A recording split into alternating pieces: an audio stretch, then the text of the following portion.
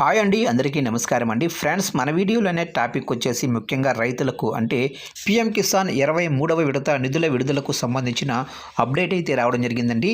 అయితే ఇందుకు సంబంధించిన వివరాలు అయితే మన వీడియోలో తెలుసుకుందామండి. అంటే పీఎం కిసాన్ నిధులు ఎప్పుడు విడుదలవుతాయి ఏంటి అనేది క్లారిటీగా తెలుసుకుందామండి. వీడియో మాత్రం పూర్తి వరకు చూడండి ఫ్రెండ్స్.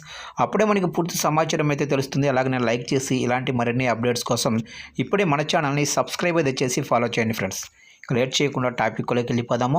ఇక కేంద్రంలోనే మోడీ ప్రభుత్వం అత్యంత ప్రతిష్టాత్మకంగా ప్రారంభించిన పీఎం కిసాన్ యోజన స్కీము ప్రస్తుతం 22 విడతలుగా రైతులకు నేరుగా ప్రయోజనం కల్పించింది.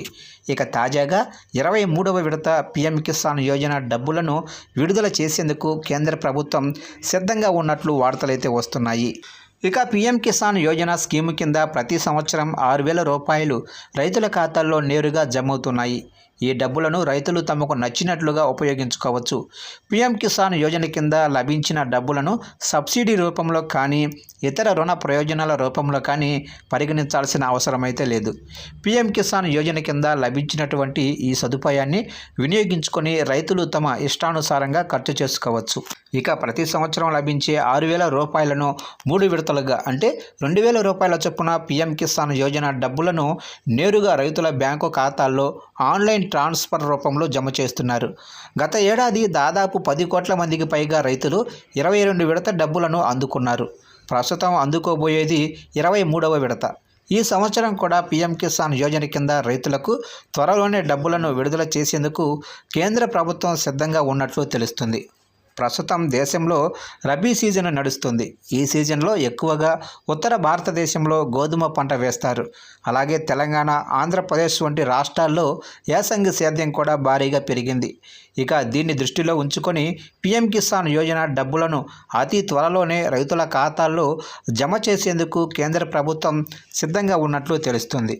రైతుల ఆదాయాన్ని పెంచేందుకు అలాగే రైతులకు నేరుగా లబ్ధి చేకూర్చేందుకు ఉద్దేశించిన పీఎం కిసాన్ యోజన పథకం దేశవ్యాప్తంగా చక్కటి ఫలితాలను అందిస్తుందని విశ్లేషకులు చెబుతున్నారు. ముఖ్యంగా రైతులు పెరుగుతున్న కూలీ ధరలు, వ్యవసాయ ఖర్చులను దృష్టిలో ఉంచుకొని కేంద్ర ప్రభుత్వం నేరుగా అందిస్తున్నటువంటి ఈ ఆర్థిక సహాయం వల్ల వారికి ఎంతో కొంత సహాయం అందుతుందని నిపుణులు పేర్కొంటున్నారు.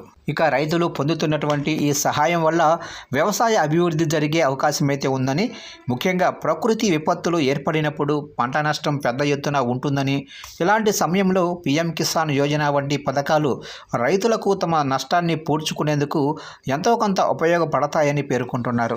అయితే పీఎం కిసాన్ యోజన కింద ఎవరైతే లబ్ధిదారులు ఇంకా నమోదు చేసుకోలేదో వారంతా కూడా పీఎం కిసాన్ యోజన అధికారిక వెబ్సైట్లోకి వెళ్ళి కానీ స్థానిక రెవెన్యూ అధికారులను లేదా వ్యవసాయ అధికారులను కలిసి పీఎం కిసాన్ యోజనలో నమోదు చేసుకోవచ్చని అధికారులు చెబుతున్నారు. ఇక పీఎం కిసాన్ యోజన కోసం రైతులు కేవలం తమ పట్టా పాస్బుక్ అలాగే ఆధార్ కార్డు, వారి బ్యాంకు పాస్బుక్లను జత చేసి అప్లై చేసుకుంటే సరిపోతుందని నిపుణులు చెబుతున్నారు. అయితే ఏదేమైనప్పటికీ పీఎం కిసాన్ 23వ విడత ఫిబ్రవరి నెలాఖరులోగా జమ చేసే అవకాశాలు ఉన్నట్లు నిపుణులు అంచనా వేస్తున్నారు.